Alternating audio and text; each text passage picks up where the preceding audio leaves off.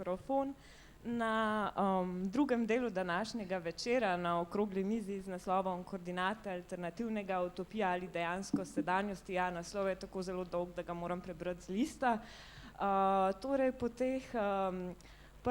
po prvem sklopu filmov, ki so nekako predstavili zgodovino Radia Študent od samega začetka, s poudarkom predvsem na 70-ih letih do nekje preloma tisočletja, bomo zdaj mi predrli tole humorno špuro z malce zateženih besed, teorije in diskusije, kot zelo radi očitajo redakciji za kulturo in humanistične vede v kontekstu Radia Študent. Z mano so Franci Zavrl, nekdanji odgovorni urednik Radia Študent, Melita Zajc, nekdanja urednica redakcije za kulturo in humanistične vede, in Robert Bobnič, nekdanji urednik redakcije za kulturo in humanistične vede Radia Študent in nekdanji urednik Tribune.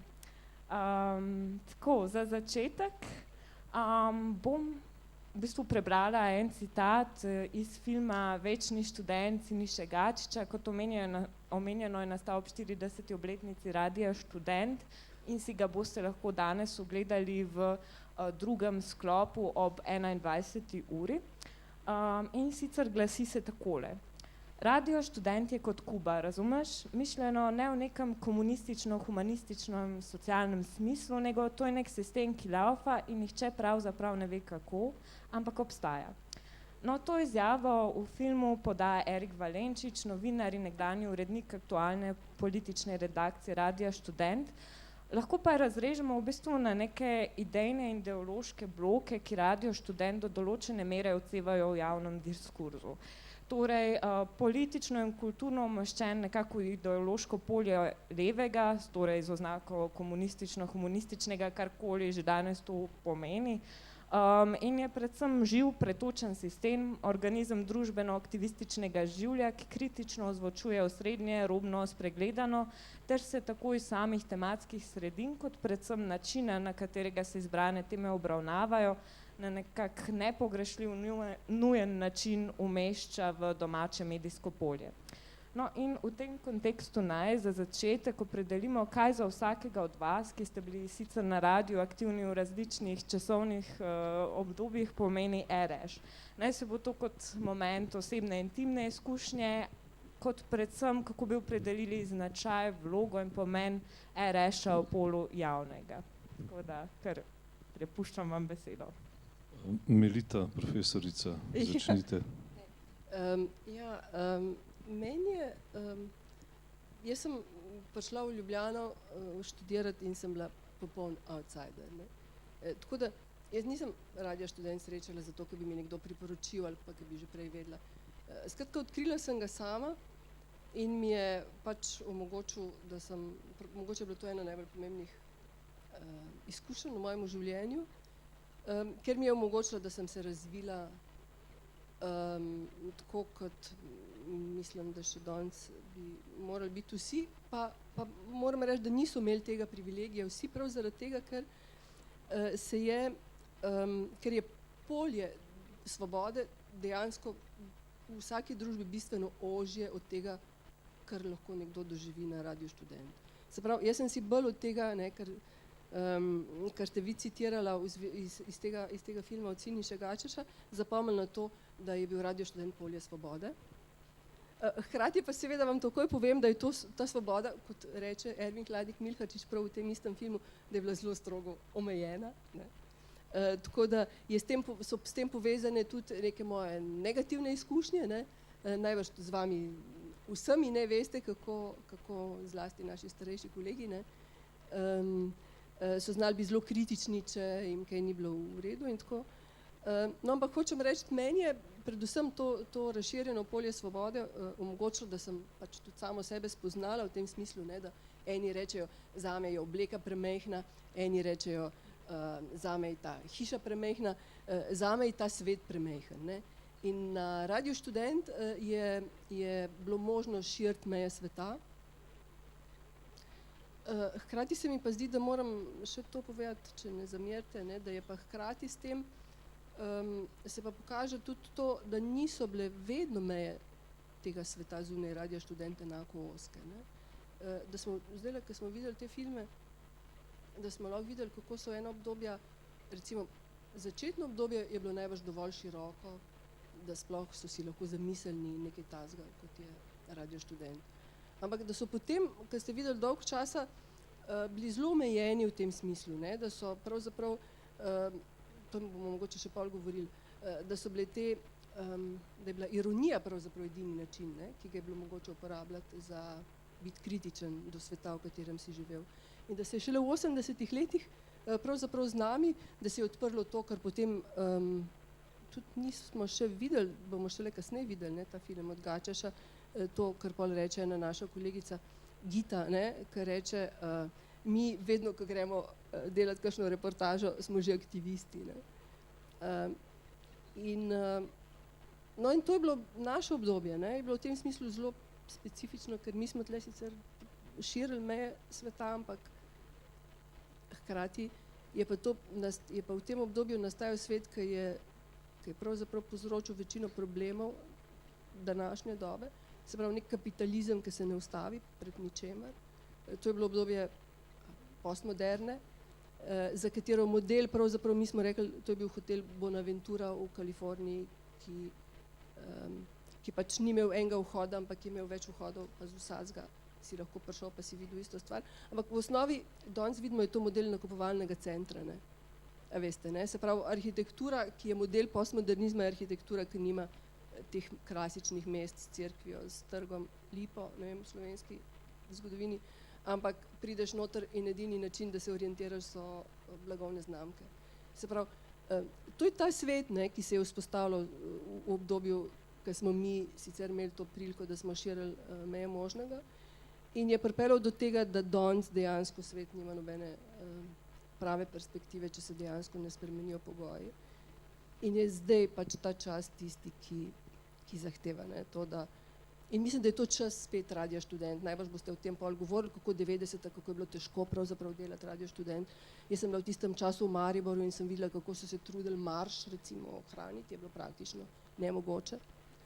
Medtem ko zdajle je pač čas, ko bi pravzaprav Radio Študent moral biti vladajoča matrica prav zaradi tega, ker omogoča to, kar danes rabimo, ne. Se pravi, da si želiš in spet prijem do sebe, ne, to, kar si pač jaz recimo odvedno sem si želela in sem na Radio Študent našla prostor, kjer sem to lahko počela, se pravi, da iščeš stvari, za katere ne veš, da obstajajo, ne. In to se mi zdi, ne, da je tisto, kar je meni, ampak mislim tudi družbi in svetu, recimo, če hočete, prinesel ali pa dal Radio Študent. Koliko je fajn takole nastopati po 30 letih. Nekateri v publiki verjetno veste, da se danes ukvarjam s tem grdim, temno stranjo. Vseeno mi pa bije srce za Radio Študent, se pravi, osebna izkušnja je en velik eros, ljubezen, vstopanje v svet, eksperimentiranje v kombinaciji z profesionalizmom, totalnim profesionalizmom. To je osebna izkušnja, ki pa mislim, da tudi ni toliko pomembna, kako je vsak od nas vstopil v Radio Študent in kako ga je doživljal. Dejstvo je, da je Radio Študent od začetka platforma. Tu bi se vrnil na Melito, bi rekel, za mene je to urednikovana, kritična platforma. In zato je današnji čas pravi čas, kot ti praviš, ne? Od vsega začetka je Radio Študent platforma. Se pravi, še ko je bil na srednjem valu, ko sploh ni bil stereo, preden šel na UKV, preden so obstajali interneti, softveri, ne vem kakšni, me razumete, je bil platforma. Bila pa je urednikovana platforma, strani ljudi, ki so ga trenutno delali. In z tega stališča smo vedno zavračali in še danes RŠ zavrača kategorizacijo študentskega medija ali pa ne vem, neko ožjo kategorizacijo. Gre za kritično platformo, ki omogoča, ne? To je po mojem stalnica teh 40 letij, znotraj katere bi se seveda dalo iskati posamezne vzorce, fenomene, nivo družbenega aktivizma recimo in načine izražanja. To je stvar debate. Ampak osnova je, da gre za urednikovano platformo, katere jedro je kritičnost, ne? In neka medsebojna diskusija, nestrinjanje. Torej jaz bi bolj rekel, da gre za za to, kot pa recimo za iskanje stvari, ki jih nisem poznal ali pa nečesa, kar izven mene. Gre za proces, za platformo, za interakcijo, za nekaj zelo modernega pravzaprav. Kdaj me celo moti, da Ereš danes tega ne izkorišča dovolj? No?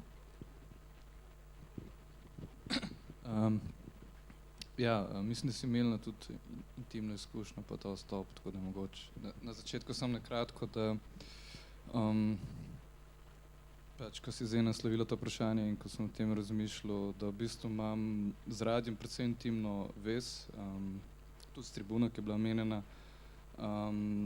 ker sem spoznal pač na obeh teh medijih, ki se tudi zelo razlikujeta, v bistvu zelo veliko prijateljev pač, se pravi družbo, z ljudi, s katerimi se zdaj družim.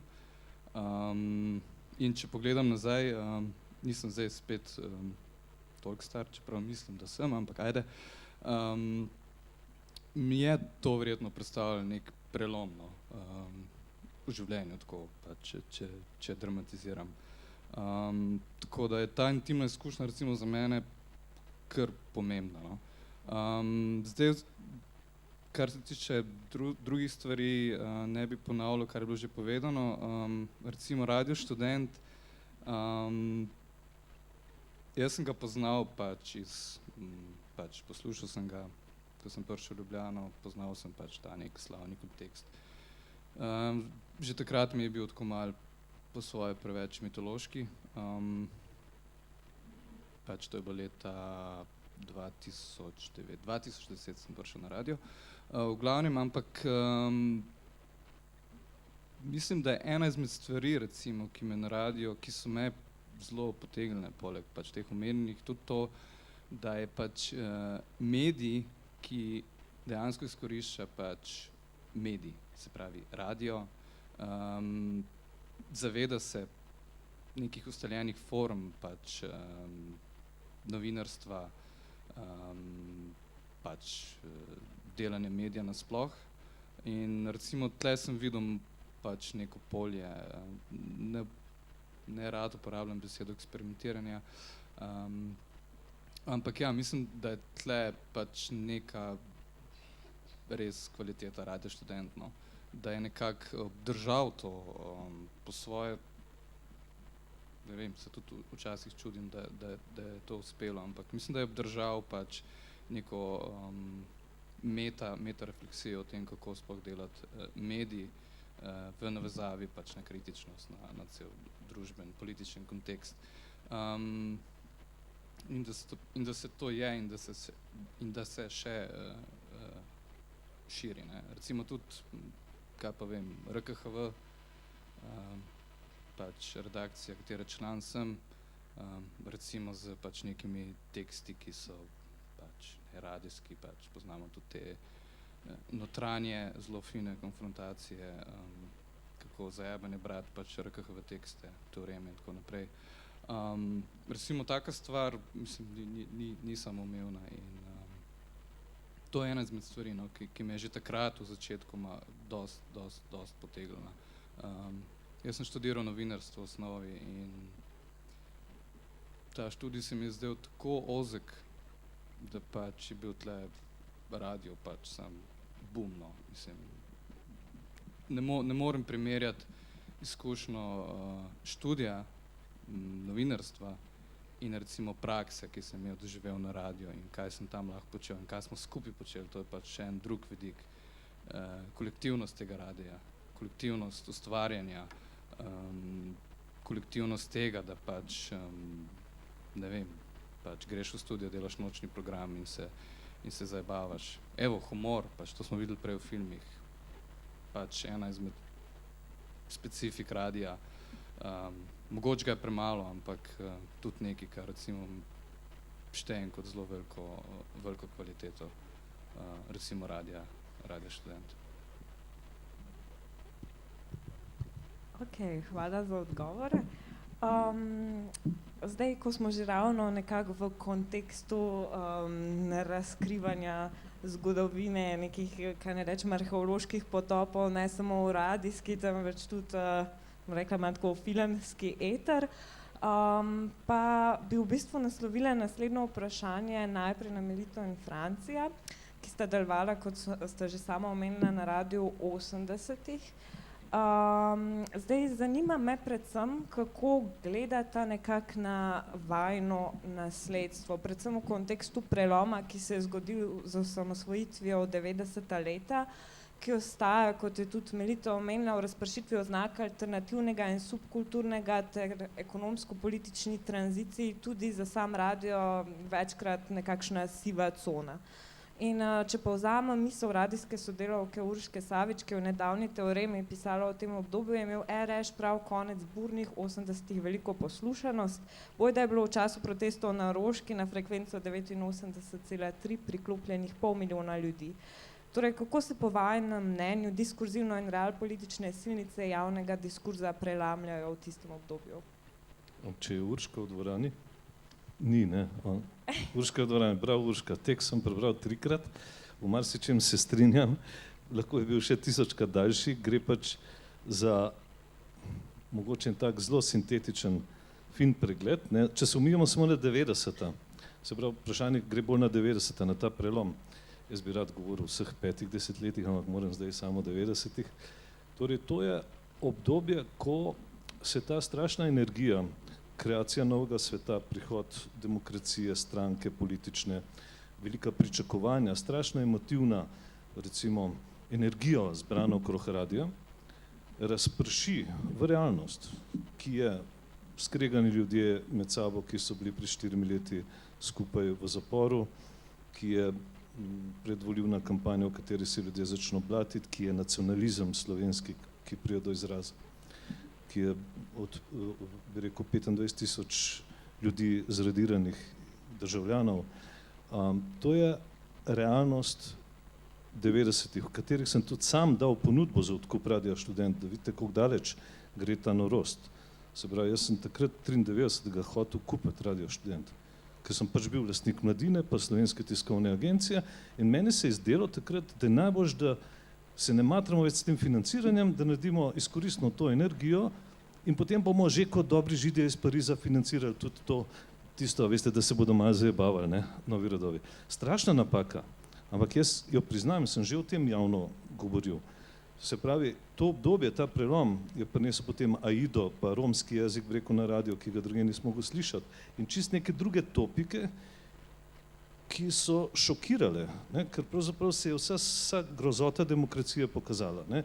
In to, kar ti govoriš, marsikdo od nas je šel v biznis, na temno stran. Ne? In mislim, da so 90-ta bila z tega stališča mnogo težja za radijsko generacijo. Kako takrat delati radio, kaj je takrat družbeni aktivizem, ne? Kaj je pravzaprav pozicija Radia Študent. Ker ti nenadoma dobiš kupico marginaliziranih interesov, ki jih zastopaš. Imaš, ne vem, neko mrežo radijskih postaj po Jugoslaviji, ki funkcionira, imaš, ne vem, v Sloveniji totalni nacionalizem na pohodu, imaš neke norce v politiki, kot je Jelinčič, ne? Vse to se ti nenadoma kar pojavi. In takrat je bilo težko delati radio. Po mojem mnenju zelo težko, mnogo teže kot na valu surfanja, kjer smo mi veselo, bi rekel, se zabavljali, se je šlo samo gor. Mislim, se ne hecam, govorim precej resno. Mislim, Franci, ga te malo poznam, ne rabiš biti tako skromen, ne. Ni bilo tako enostavno, ne, takrat, ko smo mi začeli, ne. In jaz tudi moram, veliko dolgujem njemu, ki me je povabil pol na Mladino, ne. In v bistvu na nek način smo mi tudi ustvarjali val, ne, ni tako, ne. Ampak kaj hočem reči, pa res hvala vsem RŠ-ovcem, ki ste preživeli pač in ohranili radio do danes, ker vam ni bilo lahko. Jaz bom nasprotno od Francija, ne, on govori o veliko praktičnih stvarih, jaz bom eno omenila, ne, ker sem jo prej hotela nakazati, ampak je super, da jo lahko zdaj tako precizno povem. Veste kva, ni problem biznis kot temna stran, ne. Problem je, da so se spremenile osnove tega, kako je družba dojemala novo. Ne. In družba, ki se je oblikovala po osamosvojitvi Slovenije, in tukaj mislim, da smo mi naredili veliko napako, ker se s tem nismo sploh ukvarjali, je postala družba, ki je novo označila kot napako. Ne? Jaz sem potem to čisto po naključju, spet neke osebne zgodbe, ki tukaj jih pustimo zunaj, ne, videla, da so učitelji, ki so ocenjevali srednješolske eseje, v 90-ih letih imeli navodila, da so nekoga, ki je predstavil junaka, ki želi spremembe in se ni pripravljen prilagoditi na pogoje, kakršni so, ki so tak esej ocenili negativno. Ne? Kar pomeni, ne, da se je cel sistem vzgoje, se je rekli, samo izobražujemo, ampak hkrati so vzgajali prav s temi navodili, ne, so usmerjali otroka od malega ne v to, kjer smo mi zrasli, ne, se pravi, da je novo nekaj pozitivnega, ne, in da to, če iščeš neke rešitve, ki ne obstajajo, to ni nujno nekaj, zaradi česar boš dobil cvek, je to dejansko postalo v 90-ih letih tako. Ne, se pravi, če ste pisali esej o junaku, ki je kreativen, inovativen, skratka, ki pristane na Radio Študent, ste dobili negativno oceno in mature nikoli niste naredili. Ne. In to je tisto, ne, kjer ste vi pač vsi zrasli in zaradi tega se vam tudi jaz zahvaljujem in vam dam vse priznanje. Ne. In mislim, da mogoče, jaz se vedno trudim, ne, tukaj vzpostaviti to razliko. Jaz mislim, da ni te privatne stvari, tudi privatni mediji, skratka, privatna lastnina ni nekaj, kar bi bilo a priori slabo. A veste, dostikrat se zelo poenostavljajo te stvari. Ne. Problem je, da se je v teh zadnjih desetletjih vzpostavil nek sistem, ki ga praktično ni mogoče kontrolirati, ki se je vzpostavljal že skozi 70. in 80. leta, to, kar smo mi potem doživljali kot stabilizacijo Milke Planinc. Zdaj grem, lahko si prvoščim tole pojasniti, ne? Ker sem to zdaj videla, ker pač sem v zadnjih 10 letih veliko delala v Afriki. Ne? Se pravi, stabilizacije nismo imeli samo v Jugoslaviji, takrat, ko je pol prišla ven Milka Planinc, ampak so jo imele večino afriških držav, ki so jih najprej, tako kot Jugoslavija v 70 letih navadili, da so imeli denar za ston, se pravi, da so ustvarili dolgove. V 80 letih, oziroma na koncu 70-ih, na začetku 80 let so pa zahtevali, da to dajo nazaj. In so temu rekli povsod Structural Adjustment Program, ne? Se pravi, strukturna prilagoditev, ne? Pri nas stabilizacija, ampak ta strukturna prilagoditev je recimo uničila velik del Afrike. Ne? Recimo v Gani je ta strukturna prilagoditev pripeljala do tega, da je še danes vsa pitna voda privatna, ne? Recimo, med drugim. Ne? Tako da v tem smislu smo jo mi še dobro odnesli, ne? Ampak ena stvar, ki pri nas ne štima dobro, je pa to, da mislimo, da vsaka privatna iniciativa je negativna. Ne?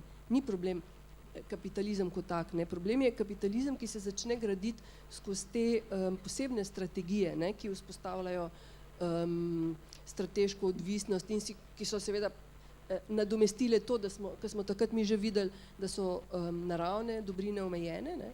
Ampak niso pripeljale do drugega kot do tega, da danes imamo praktično 10-12 let časa, da se dejansko popolnoma spremenimo, ker če ne teh naravnih dobrin ne bo več in praktično ne bo več mogoče preživeti.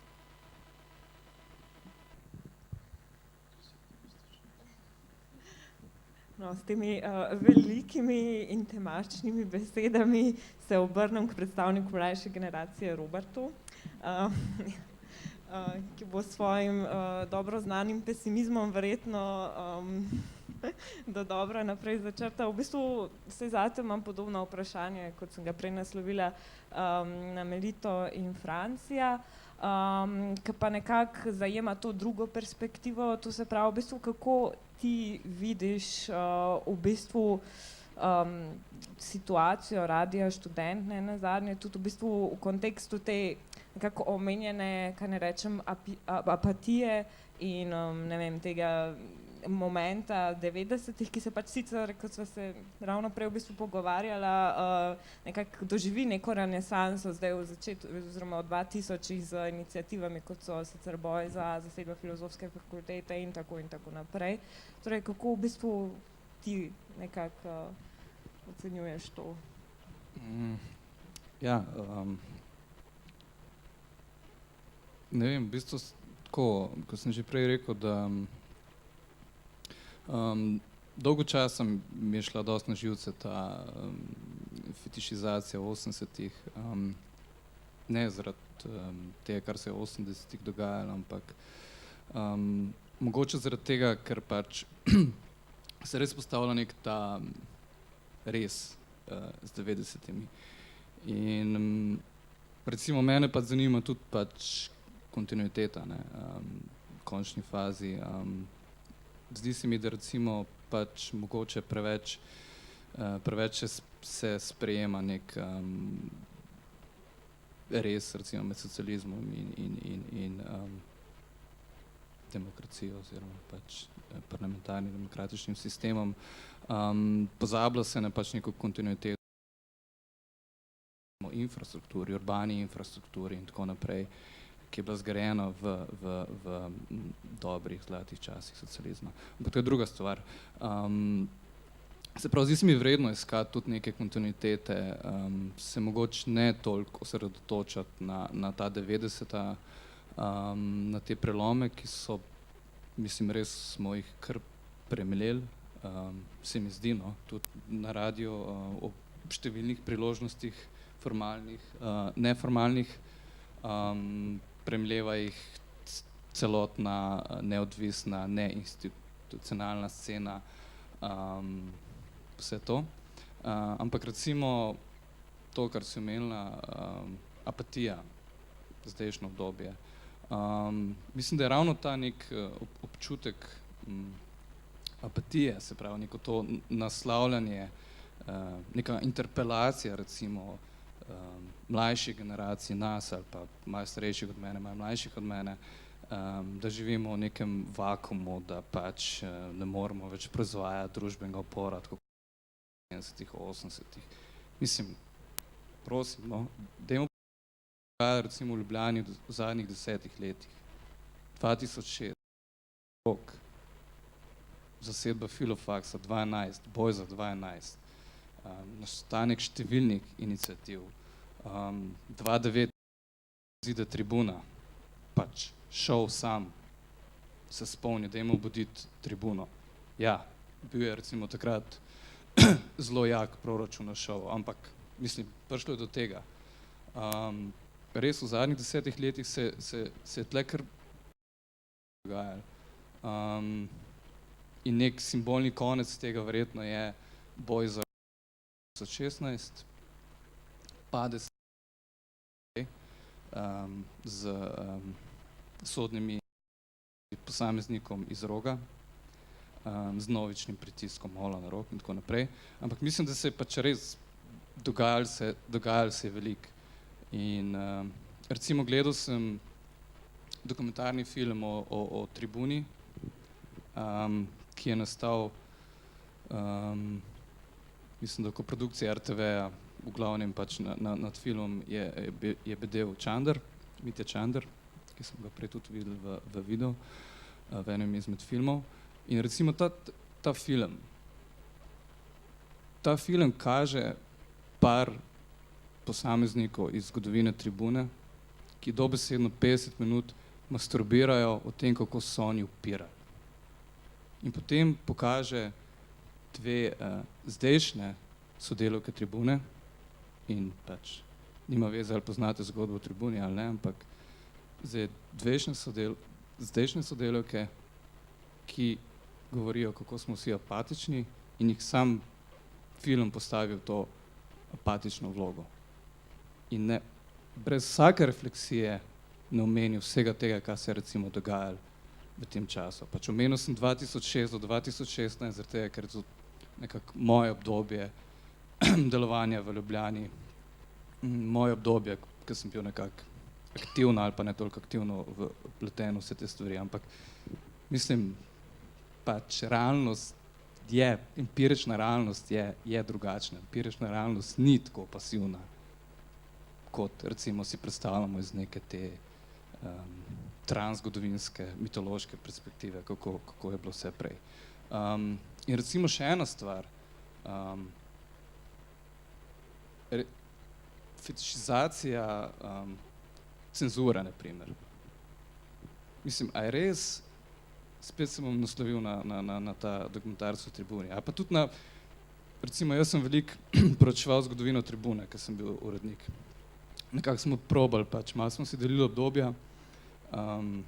Jaz sem recimo imel obdobje 80-ih, so malo brali te Tribune, ki so zdaj tudi digitalizirane in tako naprej, ampak ko smo mi vstopili v to raziskovanje, smo imeli v glavi samo to, kdaj je bila ta cenzura, kdaj so prišli in zaplenili te cifre.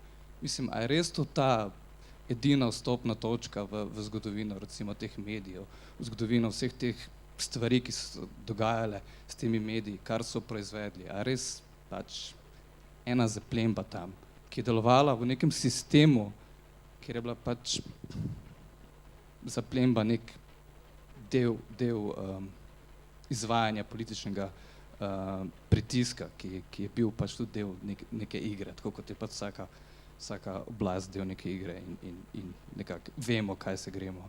In recimo to se mi zdi nekako proba tudi vse te parametre razmišljanja malo spremeniti. Smo pa zdaj definitivno v nekem političnem vakuumu, tudi glede na vse te stvari, recimo, ki so se dogajale v tem obdobju 2006 do 2016, ki ga omenjam in pač, ki so se nekako recimo politično iztekle z vstopom Levice v parlament in z izgubo recimo neke politične imaginacije in mogoče je čas za neko refleksijo v bistvu tudi tega obdobja, razmišljanja o tem, pač kako recimo sploh še delovati kritično, politično, aktivistično in tle recimo Radio Študent seveda nekako prvi medij, ki lahko to naredi. Hvala, imate odlično. Jaz bi samo prav načrtno vedno, ravno zaradi te napačne interpretacije in te glorifikacije, fetišizacije 80-ih, tega mita, ravno zato vedno rečem, da smo pač takrat surfali, da smo igrali na filmu, nismo bili njegovi režiserji. Se pravi, moja edina sugestija ali pa pripomba, ki jo pač si upam dati zaradi tega, ker sem tudi v tej zgodbi 50-letnice sodeloval točno na ta kantovski način, niti z besedo vplival na vsebino, kako bi rekel, na produkcijo vsebinsko, zrihtal sem pa kar nekaj denarja za 50-letnico, ker to pač trenutno lahko naredim. Ravno zaradi tega se lahko prvošem da tudi kako sugestijo. Radio Študent vsako leto, vsak dan, vsak trenutek v sedajnosti dela generacija, dela ekipa, ki je zdaj na Radio Študent. Kar sem hotel prej reči in mogoče, kar je edina moja sugestija, da imam kdaj pomisleke, je, da se nove tehnologije, to, kar desnica zna zelo dobro uporabljati in desni mediji in vse te, bi rekel, prijemi, ki smo jih mi v 70-ih in 80-ih maksimalno obvladali. Razumete, mi smo najboljš montaž imeli, najbolj poslušan program, bili smo največji profesionalni špikerji, znali smo brati teoretske tekste, skratka, vse živo smo delali, res smo bili profesionalci. Smo bili boljši od nasprotnikov, ne vem, kako ne vam rečem. RS je pa kdaj mal, zdaj preslabo izkorišča socialne medije, recimo, bi rekel, skupnost gradi preveč bojazljivo, boji se marketinga, brez veze se boji marketinga, namesto da bi ga izkoristil v strategiji Radia Študent grajene te svoje platforme. Samo na to sem jaz mislil, no pa mogoče sem mečkan zašel, ampak hotel sem aktualizirati sedanjo situacijo. Ja, jaz sem pa hotela nekaj drugega reči, ravno nasprotno od tega, kar vi pravite. Nam je bilo veliko lažje. Mislim, jaz sem imela, ampak potem na Mladini eno situacijo, ki mi je nekdo po telefonu grozil, Franci je bil zaprt, ampak to smo vsi vedeli, medtem ko danes vas pa ustrelijo, pa noben ne bo vedel, da se je to zgodilo zaradi tega, ker ste novinar pa nekaj delali. Se pravi, nihče od nas, ki smo delali v medijih takrat, ni bil pod tako težkim pritiskom in ni toliko tvegal, kot novinarji tvegajo danes. Ana Pavlikovska je bila prva, ampak vi veste, da so tudi Mira Petka v Sloveniji pretepali zaradi tega, kar je delal kot novinar. Vi veste, da je Julian Assange, ki je prispeval k temu, da javnost pride do podatkov, ki sicer ne bi do njih prišla, v zaporu, mučen v samici. Veste, da je Chelsea Manning, ki je prva dala te podatke ven spet v zaporu in tako naprej. In ne, pod takim pritiskom mi nismo živeli. Ne. Jaz mislim, ne. Jaz sem tudi takrat prvič, ko je Franci bil v zaporu, šla tako po apaurinek k zdravniku, ne, ampak jih nikoli nisem jedla. Ne. Hočem reči, se me je bilo strah, ne. Ampak hočem reči, se nas je bilo strah, ampak hočem reči, to, da je Franci bil, tvegal, da bo zaprt in da ste videli tlele, ne, da je Janša bil v zaporu, da je Boštner bil v zaporu, ste vsi vedeli, so vsi vedeli in lahko so se šli na ulico boriti za njihove pravice. Jaz nisem videla demonstracij za Juliana Assangea v takih množičnih, niti za Chelsea Manning, ne vem, če jo kdo sploh pozna. Ne. In v tem smislu ne skrbeti. Mislim, da velika večina ljudi na tem svetu ve, da danes delate v težjih pogojih kot včasih. Ne. Se tudi mi tako mislimo. Tako da. Mislim, tudi mi mislimo, da vam je bilo lažje. Zdaj sem vse to govoril pač o zdajšnjem obdobju. Tako da, mislim, tle smo na liniji.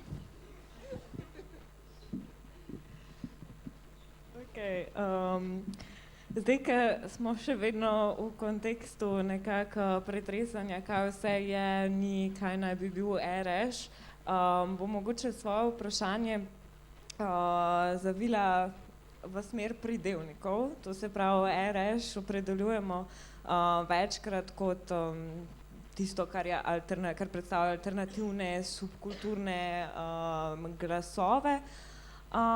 In v bistvu ok, to smo že ugotovili, danes so te oznake nekako lebdeče v zraku in v bistvu vključno s tem se tudi RŠ stalno na vsake par časa, let sprašuje o svoji identiteti. No in v bistvu zdaj me zanima, najprej bom naslovila vprašanje na Francija, kako iz polja praktičnega vrednoti in razume te koncepte in vlogo dejanskih akterjev, to se pravi subkulturno, alternativno kontekstu RŠ-a, nadalje pa na Roberta in Melito, ki pa bolj z teoretskega področja s tem ukvarjata, tako da prepuščam. To je, ko začnejo teoretiki praktike naslavljati, no dej najprej ti povej, revaš potem.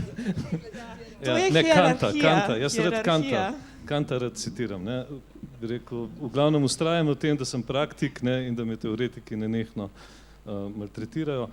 Kar sem hotel reči je pravzaprav to, da ta platforma, urednikovana platforma, ki je znotraj sebe kritična, navzven kdaj deluje, bi rekel, ekskluzivno, ravno zaradi te svoje kritičnosti in zaradi te nujnosti po urednikovanju, po diskusiji in odločitvi, je prinesla po mojem, ne vem, vsaj 1000 tovrstnih debat. Najprej na začetku so te spomnili, je bilo to hipijaštvo, pa se je diskusija odražala preko tega, katero vrsto roka bomo vrteli, kaj bomo z Radia Luksemburg presneli, ne, če se spomnite časov nazaj, je muzika delala to, potem je delal humor, potem so delale radijske igre, fikcije, ne.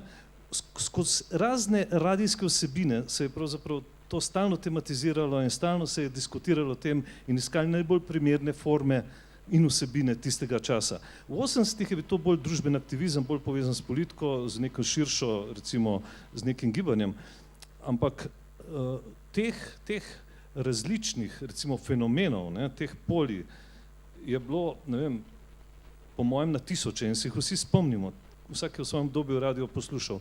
In najbolj pomembno je to, da radio vsekakor stalno ostaja po Jelovcu, potem, ko se je Jelovca ven nesel, ne, dobro, da si ga omenila, razumeš, potem je bilo konc teh neumnosti. Takrat to je bil en zelo pomemben res, se mi zdi, ker je potem radio spet postal javen, bi rekel, spet je postal platforma. Ne?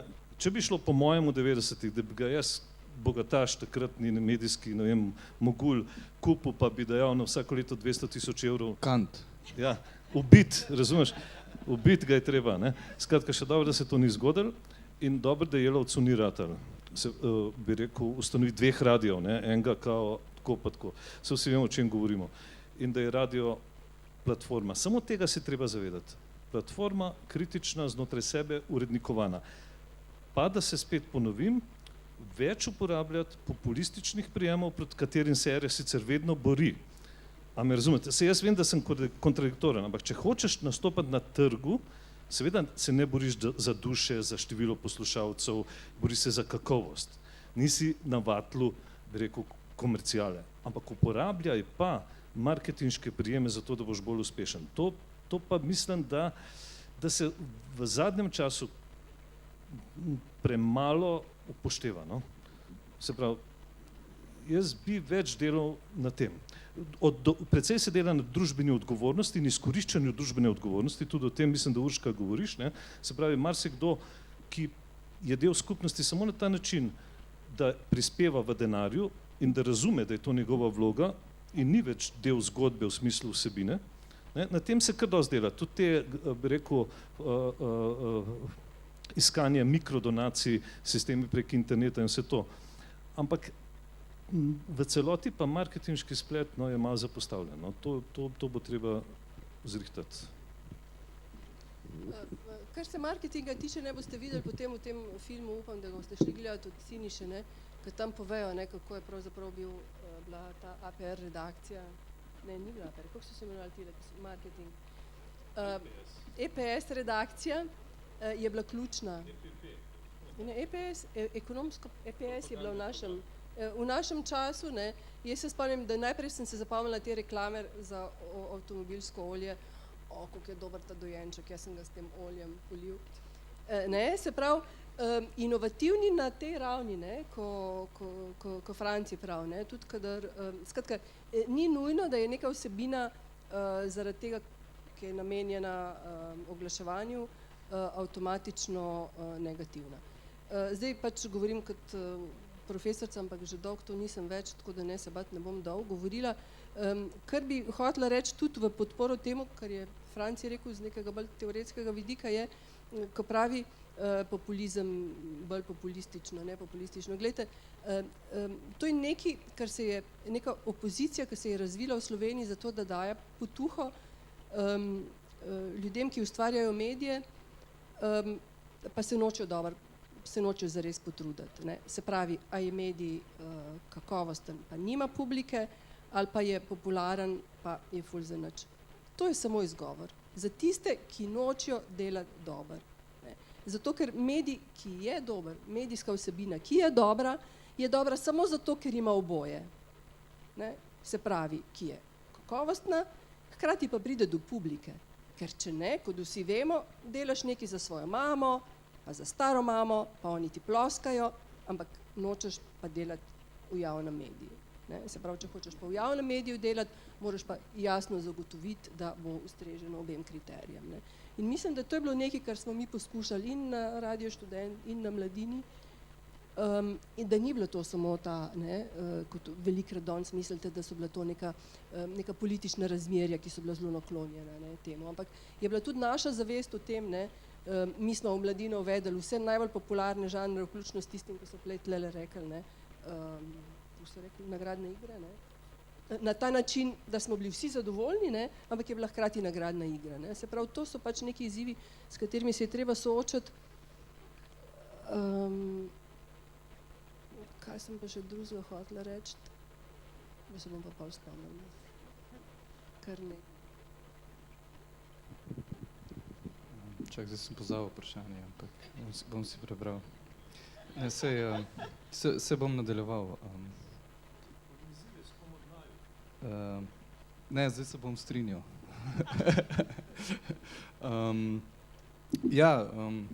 Pač, ko je govora o tem,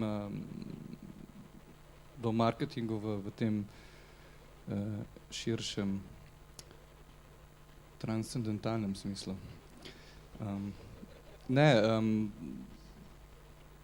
Definitivno nisem jaz človek, ki bi lahko pretirano govoril o marketingu, o uporabi socialnih omrežij, ker sem na tem res slab, čeprav se pa s tem teoretsko ukvarjam, ampak pustimo to. Strinjam se, ja, da je radio recimo tle, da je nek manko, no, in da se bo mogel recimo, da se bo mogel malo bolj odzvati na zunanjost, na medijsko zunanjost, ki se spreminja in se je spremenila tehnološko. In recimo radio, mislim, da je tle že da je v zgodovini bil ima neko dobro zgodovinsko osnovo, kar se tega tiče. Je marsikaj naredil, marsikaj probo, ker je nekako odprtno po formi, to, kar sem na začetku rekel. Ker recimo jaz, ko spremljam slovenske medije, ne vem, no, mislim, večina časa, pač nekako res ne razumem, recimo, ne razumem nacionalnega radija pri odzivanju na to, kaj se danes z radijem recimo dogaja, glede na razvijanje digitalnega radija in vseh teh stvari. In tle vidim neko vlogo RŠ-a, da bi lahko bil spet tisti, ki bo recimo se na to znal odzvati in tudi recimo v tem čist marketinškem smislu, pa mislim, da se to, mislim, jaz sem še sodelavec radia, nisem zdaj toliko pleten, da bi to vedel, kaj se dogaja znotraj desko na sestankih pa tako naprej. Ampak ja, pač se radio se nekako odziva na to, po mojem celo boljš, no, kot recimo javni mediji pač. Vsaj boljš v tem, da pač ve, zakaj se gre pač. Da ni tok, ne, ker ne vem, pač Radio Študent je tako zgodovinsko gledano nekako ta tretja pot, ne, med tem javnim modelom BBC-ja, te visoke kulture, vzvišenosti, vsega tega, in recimo nekim tem komercialnim modelom, ki se je v Sloveniji zdaj sprevrgel v ne vem, kaj so ti radiji, no, Aktual. In to in Radio Študent nekako recimo v tej liniji, ki so jo tudi prej v Radio Luksemburg omenjen, se pravi te piratski radiji vzpostavili takrat v razmerju do BBC-ja in pač predvsem zaradi pač tega brstenja popularne kulture in to. In tle mislim, da Radio Študent nekako ima pač ravno to odzivnostno, zunanjostno in da se bo odzval in proizvedel tudi neke nove forme, recimo neke mogoče marketinške prijeme v tem širšem smislu, da se bo tudi recimo populizem, sam da še to, no, v tem so bile zelo velike debate na radiju v zadnjih letih. Recimo ob koncertu Mimi Mercedes je bilo kar neki te dobre stare krvi v igri. Tako da tle sem pozitivno, ali kaj, ne vem, kako naj to rečem. A sem odgovoril ali sem kaj spustil? V redu je. Super, zadovoljna sem z odgovorom. Replika še mislim, da je bila nadaljevanje. Hodila sem nekaj sem dodati, ne. Mislim, da se ne sme, Radio Študent se ne bi smel s tem tako direkt ukvarjati, ker smo zdaj tlele vam govorili. In sem bolj na strani tega, kar je prejle na začetku Anja, mislim, da je nekaj omenila v razumljivosti oziroma nerazumljivosti.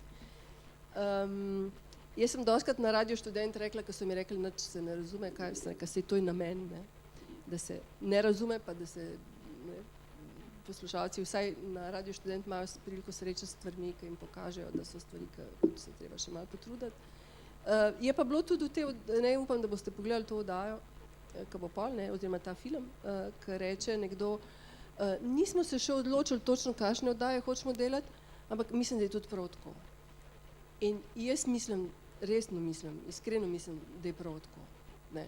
Se pravi, najboljši projekti, pri katerih sem delala, smo se do konca sam spraševali, kako napisati to, kaj mi hočemo delati. Ne. Pa ne je šlo za faks ali za medij. Ne. Se pravi, če si upaš imeti tok, ne, se to je pa vedno ta, koliko si dober, ne. Če si dober, si upaš imeti tudi odprt prostor za stvari, ki te bojo presenetile.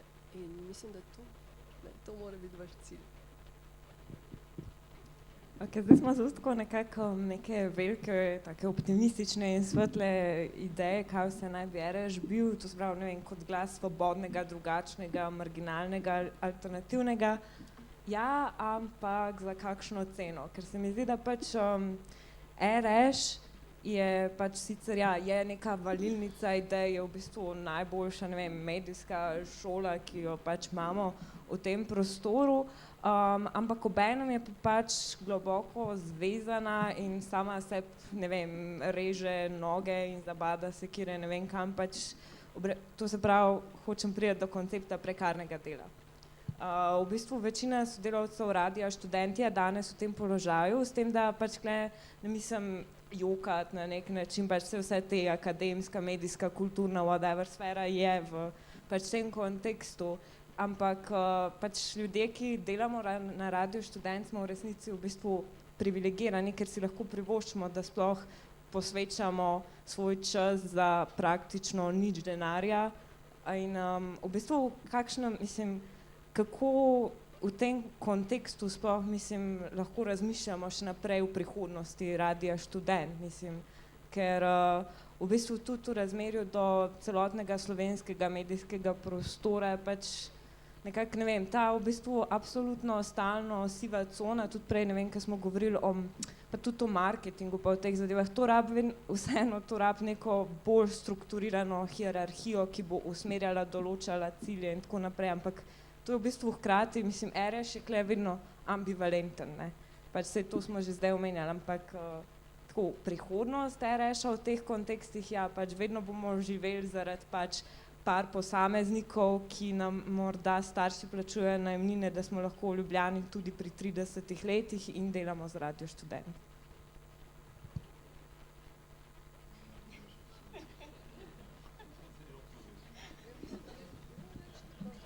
Jaz mislim, da je to zdajle, sem prav čakala, da bom lahko tudi malo polemična, ne, zdaj po vseh teh dobrih stvareh, ne.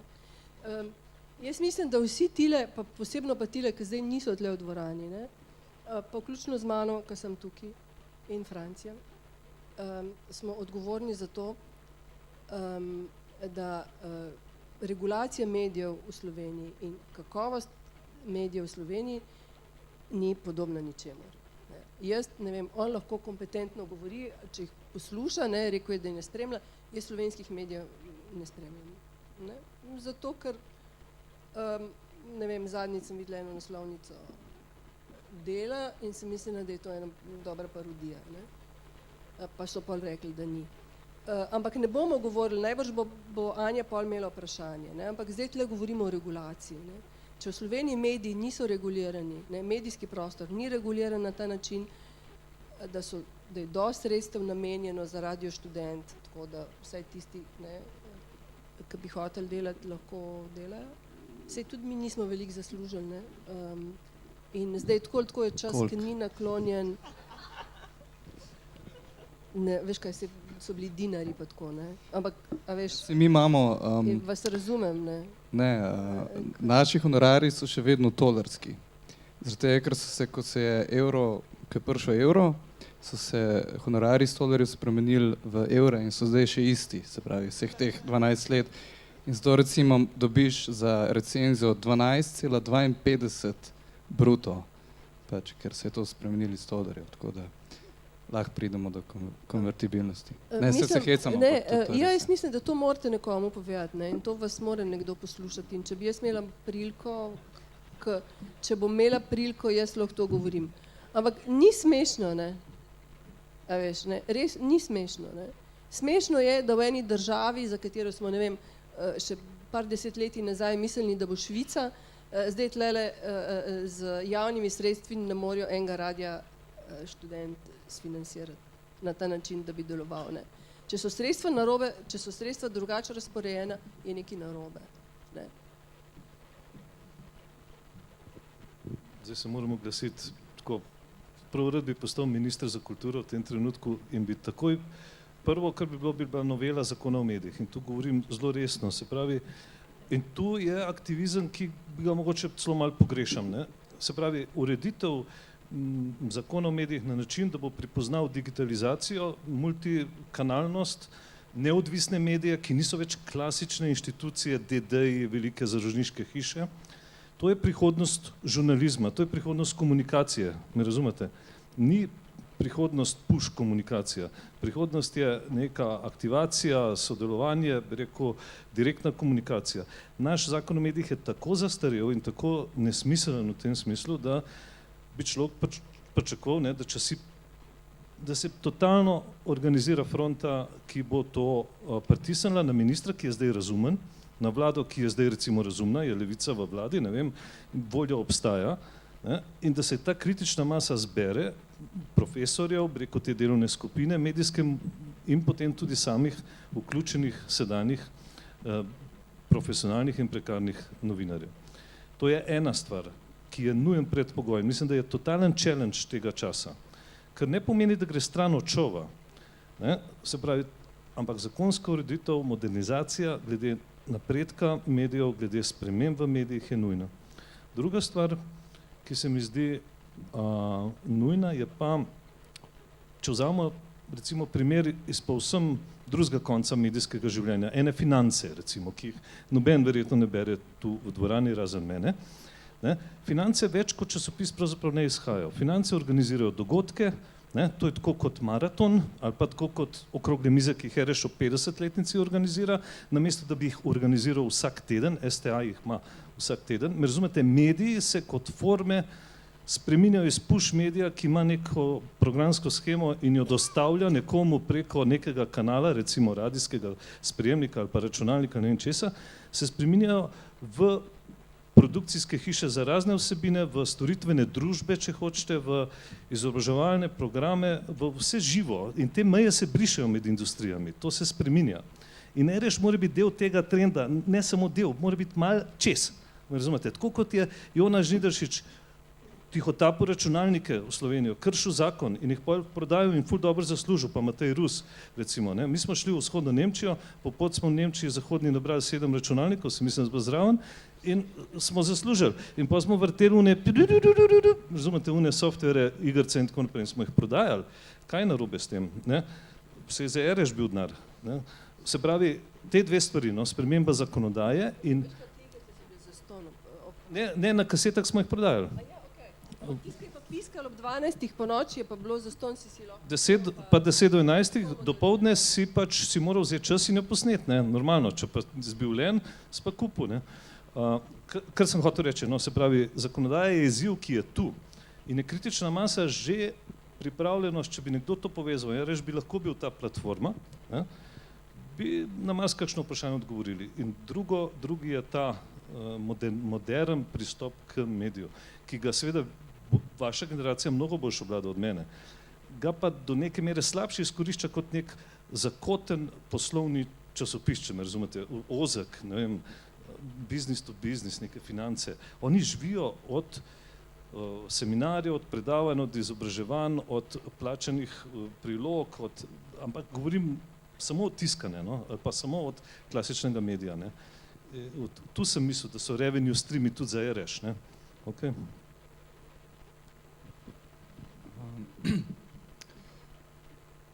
Ja, ne vem, kaj bi sploh še dodal, ampak ja.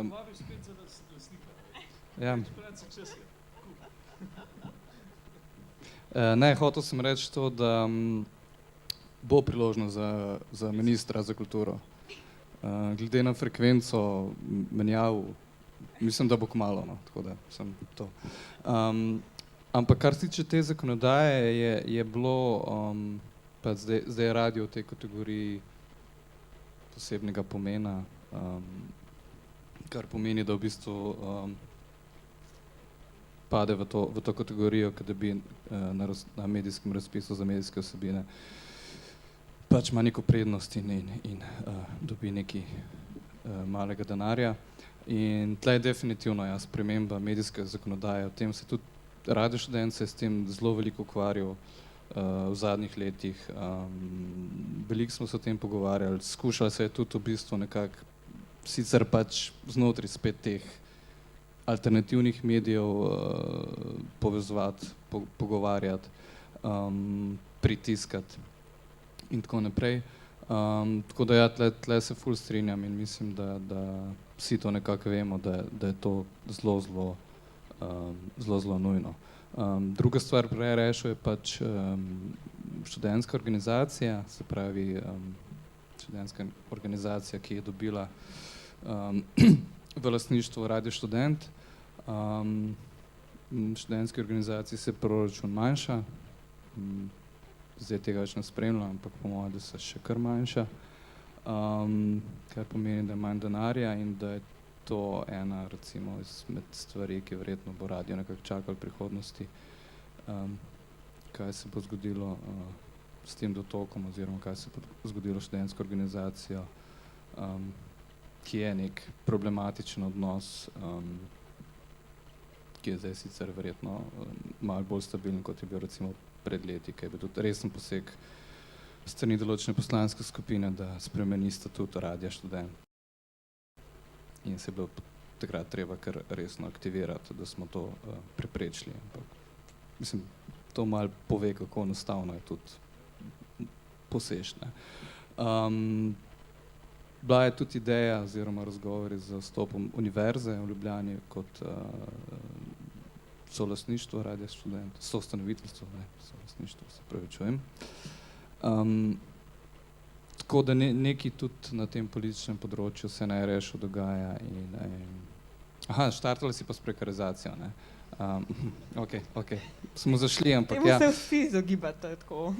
Ja, mislim, recimo meni je res fascinantno, ko pogledam Radio Študent, ga poslušam, ko vem, kakšni so honorari. Pač to so honorari za kavice. To so honorari, ko greš na radio delati neke novice in se ne smeš pelati s trolo, ker lahko priješ v minus. Pa niti ni joke. To so honorari urednikov, ki so pač simbolni. Na tem radiju dela, ne vem, nekih 200 sodelavcev, rednih, manj rednih. Ta radio proizvaja ogromno lastnega programa. Ogromno lastnega programa. Ne ponovitve, ponovitve zelo malo, ponovitve so polet, ko sem na morju. In to, mislim, tako, ko se ohladiš, pa ni pa sam to čustvo kritika, upor, pa to in vse tako pogledaš, si res lahko rečeš, pač wow, da stvar funkcionira, no, na ta način, da je toliko tega naboja, da ljudje hočejo to delati, še vedno. In kot sem prej rekel, te honorari na radiju so dejansko bili pretvoreni iz tolarjev, se pravi, kaj je to, 12 let nazaj, se pravi, 12 let smo na istem. In mislim, ne vem, če je to sploh prekarizacija, pač v tem smislu, kot je prekarizacija v drugih medijih, ampak je pač zgolj to, da pač radio nekako deluje res z minimalnimi sredstvi na zelo visoko potenco. No. Pa mogoče samo še ena stvar, ki je malo povezana s prekarizacijo, je to, da na radio prihajajo ljudje, ki so recimo, imamo audicijo, pridejo ljudje, ki so malo starejši že, se pravi v teh nekih letih, ki bi rekli, ok, to pa zdaj nekdo, ki bi rad šel, ne vem, na Radio Slovenija, na Val 202 ali pa na Mladino pisati, ali pa whatever. Ampak ne, pride na Radio Študent pač. Pride na Radio Študent delati za 12 evrov pač. Zaradi tega, ker pač nima priložnosti, ker bi rad to delo, ker vidi radio kot neko platformo, da lahko to dela. In tle je recimo nek link med to prekarizacijo, ne, ker ja, nima dela, mislim, pač ne vem, lahko bi kelnaro, ampak bi rad pisal, ne, in mu je v bistvu že malo vseeno, ali piše nekje drugje za 40 evrov na članek, pač na avtorske pogodbe, ali pa na Radio Študent za teh 12 evrov, ki jih omenjam, pa bo lahko na Radio Študent za teh 12 evrov pač kot prvo dobil neko platformo izobraževanja, tudi recimo nekega razvijanja, pa pač lahko bo pisal na nek drug način, ne, ja. In to je recimo ta cela situacija, v kateri, recimo ta medijska situacija in prekarizacija, v kateri je tudi radio nekako umeščen. Samo nekaj na hitro bi dodal. Anja je rekla prej, da se noben ni dotaknil prekarizacije. Jaz sem točno o tem govoril. Mislim, da je ureditev medijskega področja z moderno zakonodajo in iskanje novih poslovnih modelov znotraj samega RŠ-a, močna diskusija o tem bo omogočila, da bo tega fenomena, ki je grozljiv, manj. Lahko vam povem čisto za ilustracijo. Slovenska podjetja, 70 njih, ki sem jim poslal mail, ali pa ga je Ana Kandare, direktorica ali pa šefica marketinga, odvisno kdo je pač imel najboljši dostop, od njih se jih je 35 odzvalo. Se pravi, da je družbena odgovornost v Sloveniji še vedno prisotna. To so donacije, oni nič ne zahtevajo od radia, me razumete? 50-letnico izkoristiti za to, da se oblikuje klub, bi rekel, družbeno odgovornih podjetij, to je na dlani, to je treba narediti, ker naslednje let bo tega denarja spet ne bo. Lahko bi ga pa bilo vsako leto bi lahko bil ta denar. O tem govorim, samo kot primer.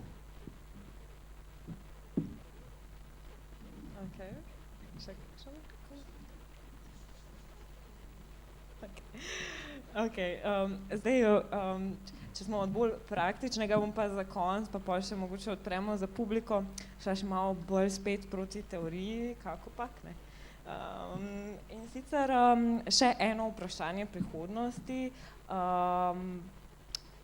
To se pravi, kakšna je prihodnost radijskega medija kot takega v pač, ne vem, naslednjih 50 letih, z tega, ker pač tudi, ne vem, sama se dosti ukvarjam, oziroma v prvi vrsti predvsem z vizualno, bom rekla, kulturo z vizualnimi teksti. Sicer ja, okej, stremimo v vseh smerih, pač je glavna beseda danes digitalizacija, okej. Ampak kakšna pa bo pač pozicija ali pa kako, ne vem, sploh, Robert, ti s tem tako ukvarjaš dosti, pozicija radijskega medija kot takega, pač v kontekstu sodobnih medijev ali pa medijev prihodnosti, no. A si predstavljaš, da bi tako nekoga v 20 letih oziroma v teh pionirskih radijskih časih vprašal, kakšen bo radio čez 50 let? Tako, Hlebnikova in to. Kakšne odgovore bi dobili? Tako da, karkoli bomo tle rekli, je samo tako, niti vam ni treba poslušati. Vse veš, da vam je rada avantgardo. Ja, mislim, da sem prej že malo načel, no. Ja, radio se definitivno spreminja pač za digitalizacijo, ne vem, podcasti, naprimer. Radio je v porastu, zadnjič sem gledal neke podatke in je radio še vedno pač zelo poslušan medij. Podcasti so še vedno v porastu, kljub YouTubeu. Recimo zanimivo mi je, da pri podcastih, če gledamo na svetovni ravni, najbolj poslušani podcasti so dejansko neka oblika, recimo temu raziskovalnega novinarstva, nek ta feature, kot rečemo. Če gledamo YouTube, kaj je na YouTubeu najbolj klikano gledano, pač ni ravno raziskovalno novinarstvo.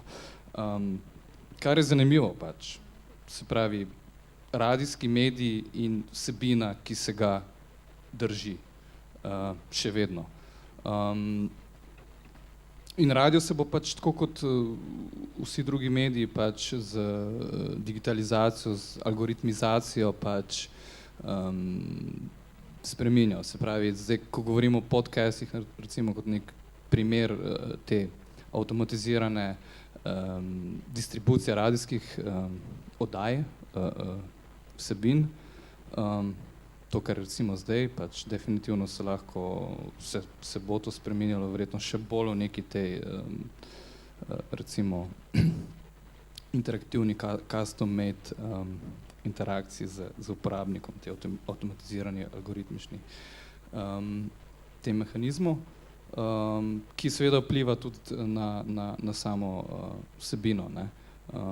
Recimo, meni se Radio Študent že zaradi svoje narave delanje radia zdi bolj primeren za digitalne čase, kot pa recimo javni radio, ki vztraja na, ne vem, recimo podcastih nimamo tega vzvišenega, spiljenega govora, ne.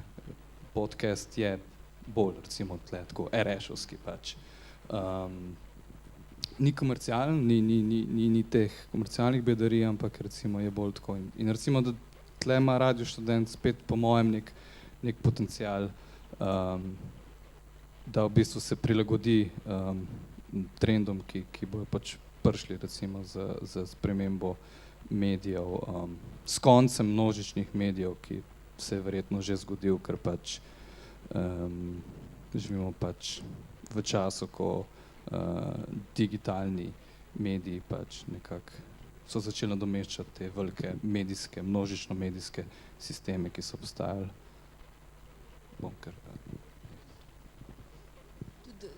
Tudi veliki sistemi so že digitizirani. Ne? Ampak oni sam to, ne. Mediji, recimo to je bo že večkrat omenjeno, ampak časopis, ne, časopis reče, ok, mi imamo časopis, mi delamo časopis, mi smo novinari, mi imamo časopis, zdaj imamo internet, vsi so na internetu, tudi mi moramo dati svoj časopis na internet, mi moramo dati svoj tekst na internet, ampak to ni internetni medij, da daš časopis na internet, pač. Internet proizvaja svoje medije, no, in tle recimo pač te mediji res ne razumejo pač, kaj se dogaja, oziroma te medijske institucije z celotnim ekosistemom, poslovnim in tako, vse, kar smo govorili, ne razumejo pač dostikrat, kaj se dogaja recimo znotraj digitalnega, internetnega, zdaj že zelo algoritmiziranega prostora. Ne. Ko smo prej govorili o velikih sistemih, ne, jaz velikimi sistemi ne mislim dela, ne, ampak mislim na velike sisteme, ki so dejansko prisotni tudi v Sloveniji. Prej smo se z eno kolegico, ki je s Poljske, pa tle prišla, ne, pogovarjali o tem, pa sem jim poslušala razložiti, ne. A-kanal je nastal iz ATV, ki je bila na začetku alternativna televizija, ustanovljena v 80-ih letih. Ampak danes je, mislim, da 40% lastnik Time Warner. In Time Warner, to so sistemi, ki so veliki medijski sistemi, ne delo. Ne. To je ena stvar, ne.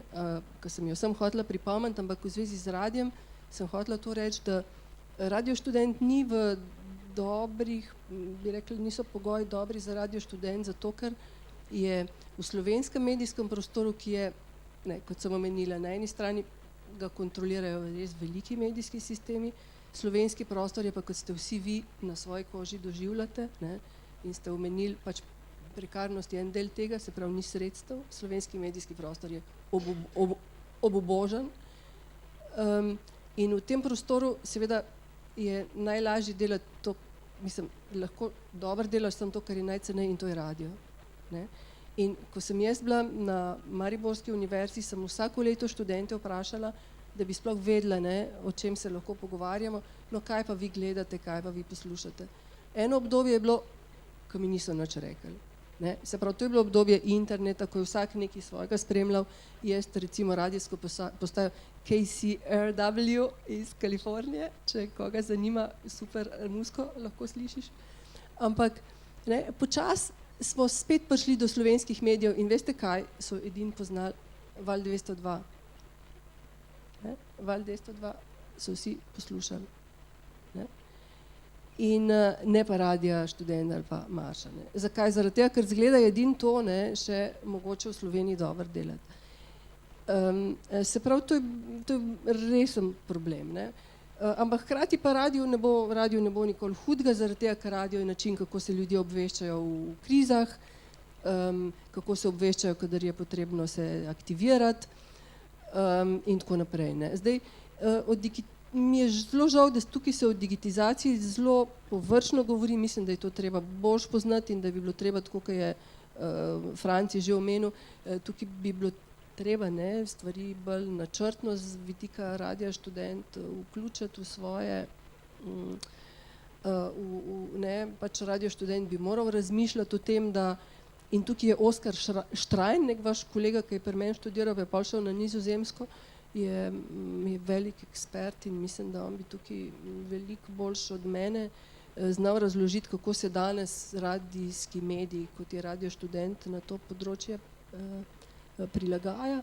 Jaz bi pa rada sem rekla to, no, da pa kar se nasploh tega tiče, da je Radio Študent medijska šola, ne, kadrov, bi pa morali biti tukaj mi vsi veliko bolj odgovorni in se potruditi, ne, tudi zato, da bi ostale medije in medijski prostor in medijsko regulacijo spravili na neke normalne pogoje. Ne.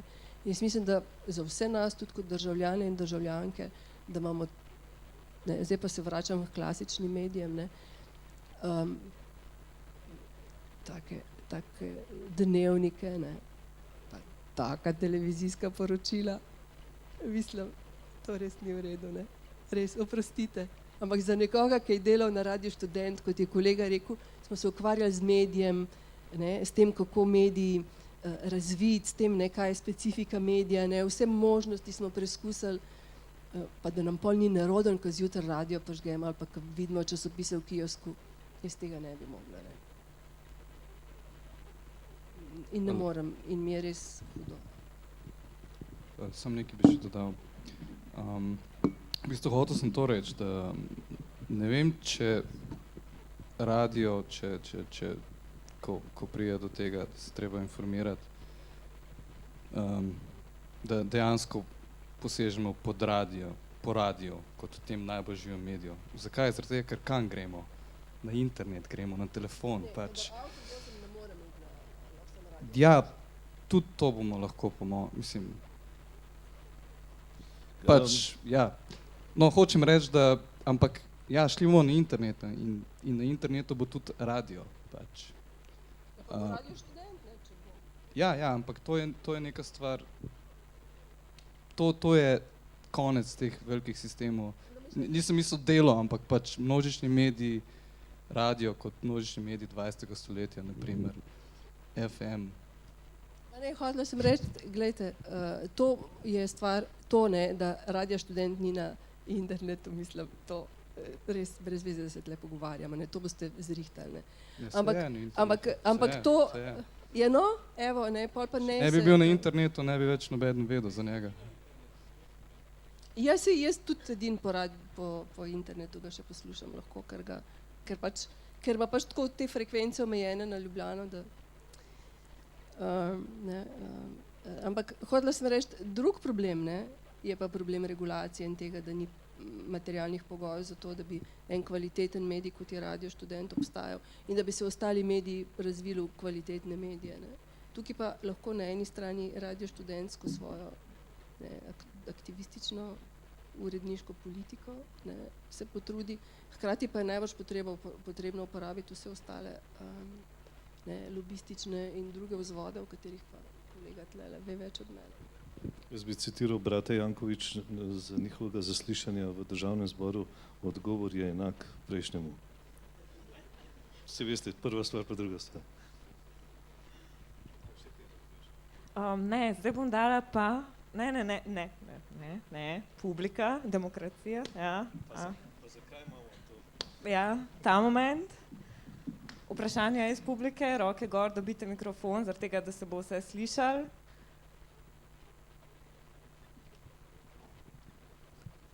Ja, tamle.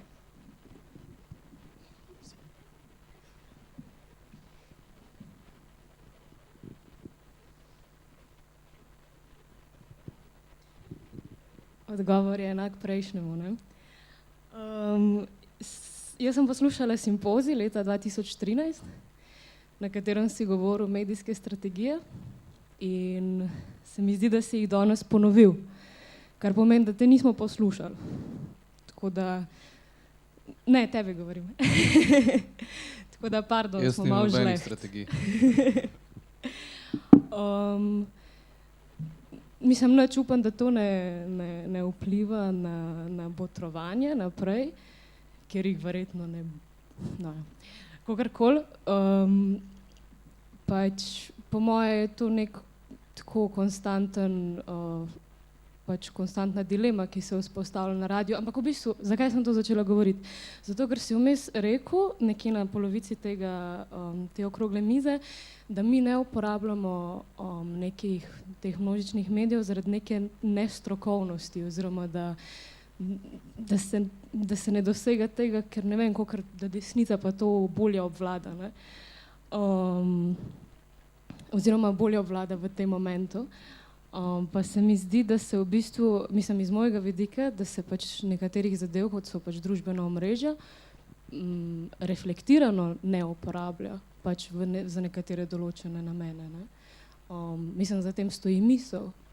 In mislim, da tukaj je pač nek fajt, ki se kdaj dogaja med marketingom in uredništvom in je pač vsem dobro znan. Ampak pač... Ta fajt je večen in bo večen. In ravno iz tega fajta izhaja razvoj platforme, o kateri govorim. Časi so taki, da je tu potrebno, po mojem, narediti spremembe. Se pravi, jaz ves čas govorim o tem dualizmu in o tem fajtu. Se ga ne zanikam, nisem zato, da prevlada, da gremo pisati zdaj strategijo, najamamo IT Krni, ki bo naredil strategijo Radio Študent. Glupost. Platforma sama s sedanjimi sodelavci rojeva nove rešitve. Edino, kar trdim je, in tu se pa ne strinjam s tabo, če te pogledam Majas Story, to je na Instagramu židovska produkcija, govori o punčki, ki je imela Instagram profil leta 40, posneti so momenti njene aretacije, bi rekel, zaporništva, taborišč, grozovita manipulacija na eni strani. Cel svet razpravlja o tem, a je to etično, a je to pravilno, bi rekel, izkoriščati Instagram za to vrstno komunikacijo in to vrstno vsebino. Jaz se tu ne strinjam, da to niso mediji. Torej, to so mediji, ki imajo urednike, ne? In mi participiramo v tej diskusiji, v multikanalni diskusiji. Eno je tvoja osebna drža, kaj boš ti postala, kaj boš ti delala, ne? Drugo je pa, kaj počne, bi rekel, Radio Študent.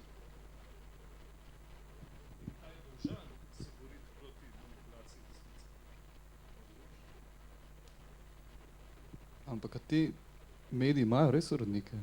Mislim, Instagram, Facebook, a ima Facebook feed urednika? Ma, avtomatiziranega pač.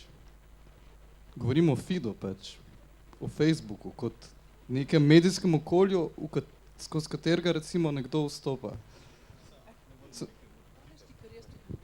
Jaz nimam Facebook profila, naredil mi ga je sin Nace pred 20 leti in sem ga ukinil.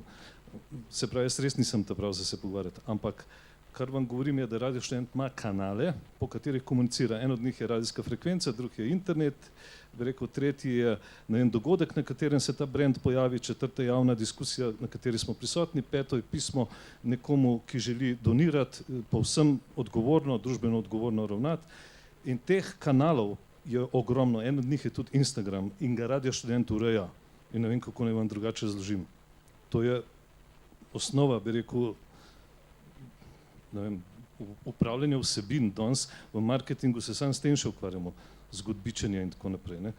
Tako da nisem pa jaz digitalen človek. Jaz samo vem, kaj bi naredil, če bi zdaj bil tam, ampak je brez veze, da pametnačem.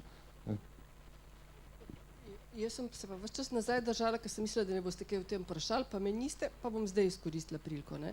Vprašanje, a ima Instagram urednika, a imajo družbeni mediji urednike. Glejte, če hočete videti ljudi, ki so zadaj, tako pod narekovaj, si pogledajte film The Cleaners, Čistilci, ki je dokumentarni film o tem, kako o ljudeh, ki čistijo in delajo selekcijo med tem, kar je primerno, kar ni primerno. Ena stvar.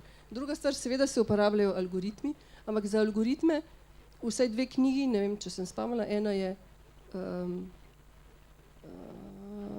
Virginia Eubanks, Calculated Inequality, ali nekaj takega, in druga je Algorithms of Oppression. To sta dve knjigi, ki govorite o tem, kako so dokazano algoritmi pristranski. Se pravi, na eni strani imamo algoritme, ampak na drugi strani imamo vse predsodke najslabše vrste, ki skozi te algoritme vam pridejo. Ampak tretja stvar, ki jo je treba vedeti in ki je resnično odgovor kolegici, ki sprašuje o tem in ki ima upravičeno pomisleke, če mi ne bomo prijeli teh medijev v roke in jih poskušali zase uporabiti, bodo to drugi počeli. Jaz sicer mislim, da je stvar pa šla predaleč in bi morali, tako kot tudi v Ameriki, senatorji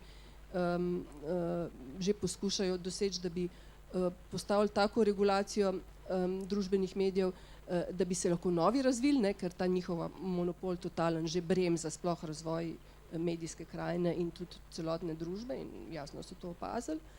Ampak kaj hočem reči? V trenutni situaciji gotovo veste, vsaj za Facebook, da Facebook načrtno, se pravi pod direktno direktivo Marka Zuckerberga, manipulira s svojimi uporabnicami in uporabniki na ta način, da preko postov, ki mi jih objavlja, vpliva na njihove emocije in hkrati krade njihove podatke in tukaj ključna beseda Cambridge Analytica, ne, omogoča, da se dejansko sile, privatni interesi, politični interesi vpletajo in v bistvu aranžirajo volitve.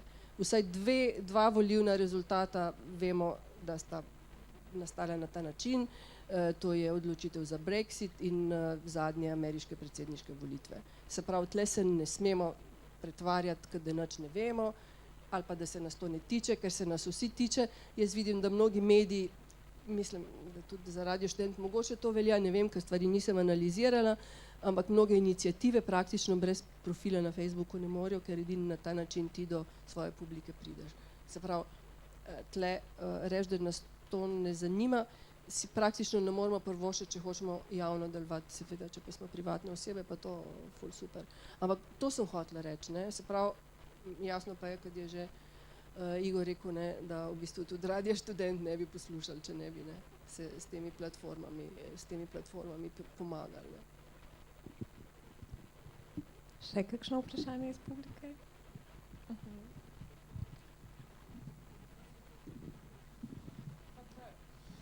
Jaz bi samo eno stvar rekel, v bistvu to, da se razpravlja pač o radiju posebnega pomena in absolutno ja, ta zakonodaja bi tudi radio moral več narediti, zlobirati, kakorkoli že.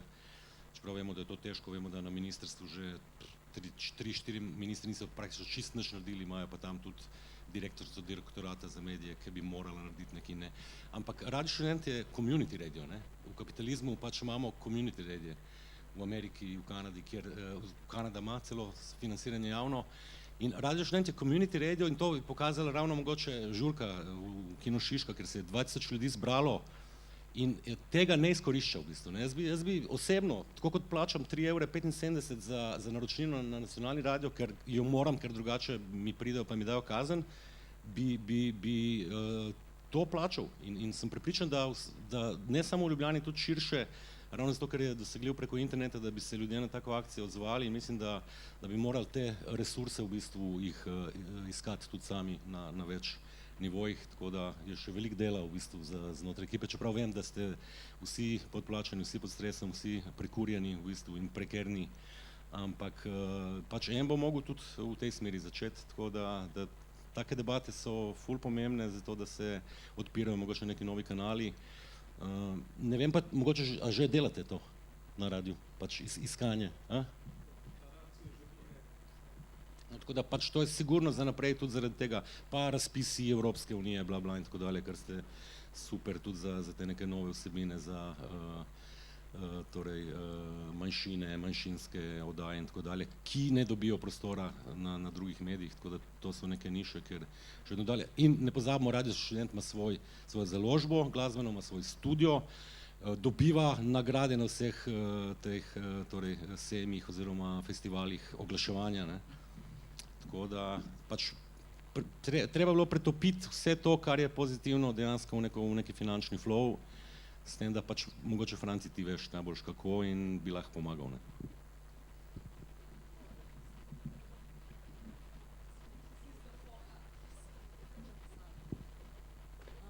Jaz bi pa zdajle navezal na to, kar je Igor rekel, ker sem jaz tudi filmski prikazovalec, ne pa radic.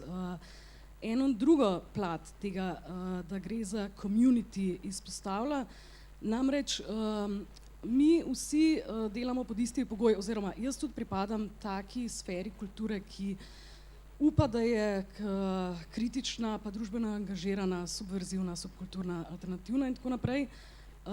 In se mi zdi, da zelo velikokrat pozabljamo, da imamo mogoče več skupnega tisti iz različnih medijev in platform, kot pa tisti znotraj, a ne, znotraj radia ali pa znotraj množičnih medijev, pa mi znotraj festivalov, filmskega prikazovanja in tako naprej.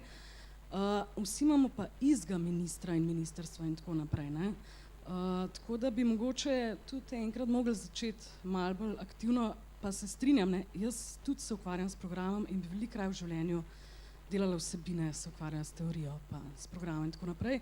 Ampak pri nas se recimo pokaže, da se moramo vsaj toliko časa ukvarjati z kulturno politiko in z birokracijo in tako naprej, zato da bi probali enkrat nekam pridati, ne, in se angažirati. Tako da očitno moramo to pač vsi početi, lahko je pa mogoče to počeli skupaj. Ne. Hvala.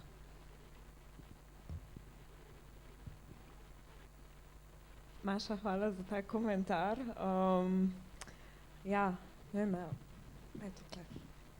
Se pravi, če bi sam, recimo, bom dal nekaj provokativnega spet na mizo. Govorimo, to, ko sem prej naštel, teh 10, bi rekel, različnih multikanalne pojavnosti blagovne znamke, mislim, vsebin Radia Študent. Zdaj imamo 50-letnico. Kaj bo ostalo po 50-letnici, se sprašujem. Tam je bilo prečiško strehe fotografiranih, rečemo, 500 ljudi. Vsakega od njih personaliziram. Instagram, razumete, vsak mu pošljem mail, z vsakim začnem komunicirati in ga zaprosim za te 3 evre klinčeve. Ne pa, da vsakih 2 leti, ko imam res frko, naredim crowdfunding akcijo, kampansko. To je treba delati stalno in to mora biti del skupnostnega načrta. Mi gradimo skupnost, platformo izkoriščamo za to. In te vztrajnosti jaz pogrešam.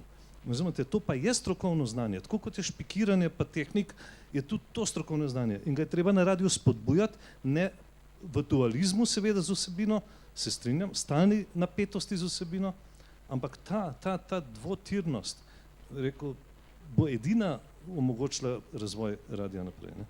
Samo to sem hotel reči. S populizmom recimo, ne. Kako bi se vsakmu fajn zdel, če bi to dobil, ali pa če bi sebe videl, ali pa če bi iz tega bil narejen, bi rekel, nek bolj populističen prijem, razen skupinske fotke na Facebooku pa, ne vem, na internetni strani.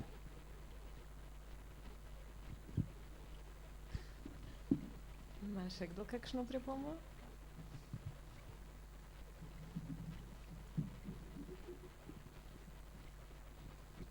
Zdravo, Rok, novinc pri RKHV. Jaz bi si v svojem vprašanju prvoščil malo, pa ne vem, lahko rečemo temu naivnost. Pa se mi zdi, mogoče bi bilo zanimivo primerjati odgovor glede na vajno izkušnjo v 80-ih pa zdaj. A bi rekel, da radio veže nek normativni, hkrati pa refleksiven horizont prihodnosti, za katero se dejansko borimo? In če je odgovor ne, a lahko spekuliramo o njem, je sploh smiselno, da imamo nek tak horizont, je možno, da ga imamo.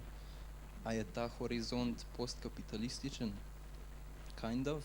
A je implicitno, da je postkapitalističen? Lahko trdimo, po moje, da ni del neke strategije, neka vizija normativna, kakšne družbe bi si želeli. A to pomeni, da smo mi nosilci odgovornosti, se pravi, da izdelamo takšno normativno vizijo kot refleksiven projekt. A lahko govorimo o dejstvovanju radia in nas skozi radio kot o formi emancipacijskega boja? Če ja, kaj je ta teorija transformacije tega boja in, kot sem že rekel, kaj je refleksivna vizija prihodnosti, ki veže ta boj? In zadnje, kaj bi bile potencialnosti boja vezane na medij in na radio kot institucija, kot kolektiv, kot refleksiven projekt? Refleksivna vizija prihodnosti je metoda upravljanja, participacije, diskusije, kritične znotraj te platforme. In to je vse, kar je, bi rekel, vizija prihodnosti. Še naprej bomo znotraj te platforme debatirali, še naprej bomo spoznavali meje, še naprej bomo eksperimentirali. Sama metoda je horizont. Vse ostalo, lovljenje vsebine in te prave vsebine in tega poslanstva je iluzija. To je moj pogled. Se pravi, jaz kantovsko spet, bom rekel, vztrajam v drži spoznavanja in prakticiranja te metode. Ja, jaz se s profesorjem Kantom strinjam.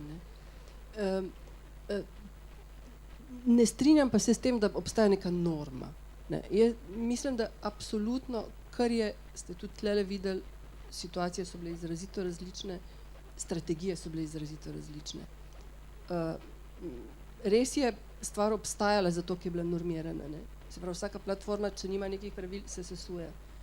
Ne? Ampak hkrati to, kar je važno v tem trenutku, ne, je, da vse, kar vemo, je narobe.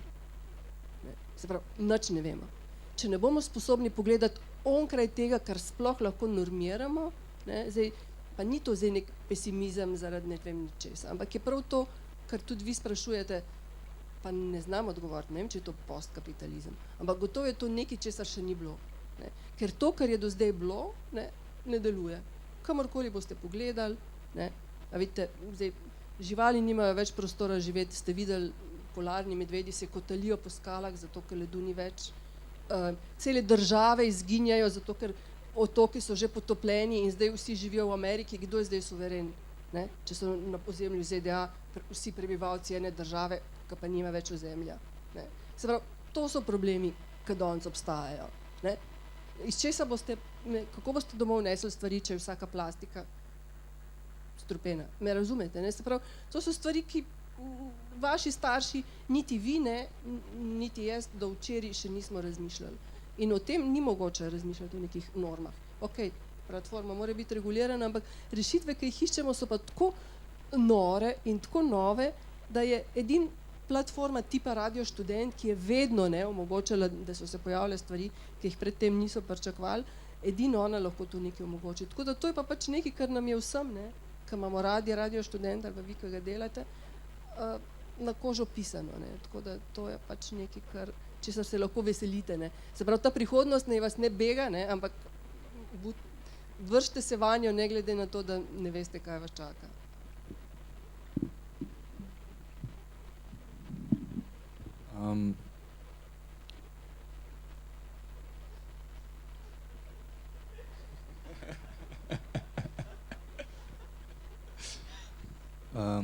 To je norma, klasični RS-ovci. Po moje je ta norma mogoče bolj dosegljiva za nazaj, retrospektivno, da jo lahko določimo. Kot druga, omenil si nekje emancipacijo, nekaj takšnega. Jaz mislim, da ja, dejansko. Ja, je ta tendenca, oziroma postkapitalizem, komunizem, karkoli, ne, ker nimamo, mislim, da trenutno res ni metanaracije o nekem takem dejansko velikem politično-ekonomskem sistemu, recimo kot je kapitalizem in kaj bi sledilo. Seveda imamo ful razprav, tudi trditev, da smo že v postkapitalizmu, karkoli, ampak je pa neka tendenca na radio, po mojem, še vedno je neka tendenca po neki spremembi, po refleksiji in vse to, kar si omenil. Ne. Je pa recimo, kar je meni zanimivo trenutno, da dosti teh pojmov, teh klasičnih levičarskih pojmov je v krizi. Ne.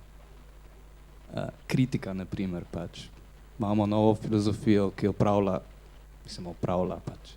So brla proti Kantu, proti kritiki, predkritična filozofija, Descartes pa to, pa zdaj spekulacije. Emancipacija, mislim, že z emancipacijo so začeli upravljati že v 90-ih, marsikateri teoretiki. Tudi na terenu se je nehali govoriti o emancipaciji, se je začeli govoriti, ne vem, o linijah pobega, osvoboditvah in tako naprej. Refleksija pač, tudi nek pojem, ki recimo krizi. Ampak še vedno mislim, da je neka tendenca, verjetno, neka ta želja, pa tudi podobno, no, tudi v vseh teh preigravanjih krizi, teh klasičnih levičarskih konceptov, s katerimi je radio nastal in odrastel. In mislim, da jih radio na nek način bo reflektiral tudi v prihodnosti. Tako da odgovorim ti, da ja, je neka tendenca, po mojem. Okay, na tej točki debato, ker se že vsi veselo oblačite, zvijate čike in ste ful ženi, selim v predverje dvorane Slovenske kinoteke. Naj se zahvalim gostom, Franci Zavrl, Melita Zajec, Robert Bobnič, snemam na SRTVŠ, hvala Slovenski kinoteki za soorganizacijo vsega tega. Zdaj pa še, preden vas čisto spustim ven, vabljeni, zelo lepo vabljeni, da ostanete na projekciji ob 9. To je čez nekaj minut, glih toliko, da lahko kadite čik. Gledali bomo film Večni študent, ki je nastal ob 40-letnici Radia Študent Miše Gačiča in Boj za. Pride tudi Siniša, se bova malo pomenila, tipo 5-10 minut, tako da namo ful dolgi. Tako da hvala lepa za obisk in lep večer naprej, se vidimo čez 10 minut.